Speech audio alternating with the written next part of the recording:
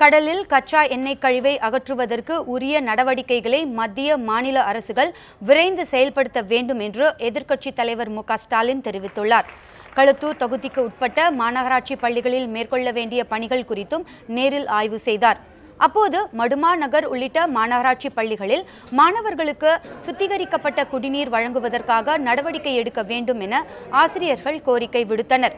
இதனை அடுத்து ஜவஹர் நகர் உள்ளிட்ட 10க்கும் மேற்பட்ட இடங்களில் மரக்கன்றுகள் நடும் நிகழ்ச்சியை தொடங்கி வைத்த ஸ்டாலின் 9,40,000 ரூபாய் மதிப்பிலான சாக்கடை கழிவு நீக்கும் வாகனங்களை வழங்கினார்.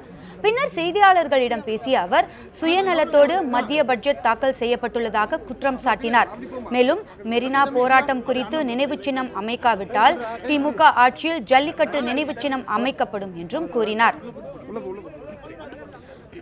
முன்னாள் மீன்வளத்துறை அமைச்சர் KPP சாமி அவர்கள் இந்த பிரச்சனை எழுப்பிய நேரத்தில் அவரை பேசவே விடலை இது சம்பந்தமாக. அதற்கு பிறகு நான் குறுக்கிட்டு எதிர்க்கட்சித் தலைவருங்க முறையில் இந்த பிரச்சனையை சுட்டி காட்டினேன்.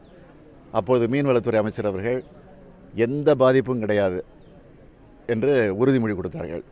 ஆனால் இன்னமும் எந்த அளவிற்கு பாதிக்கப்பட்டிருக்கிறது, எந்த அளவிற்கு மீன் பிழைப்பை மீன் தொழிலை செய்து கொண்டிருக்கக்கூடிய அந்த மீனவர்கள் பாதிக்கப்பட்டிருக்கார் என்பதை தொடர்ந்து நாம் பத்திரிகையில் பார்க்கிறோம்.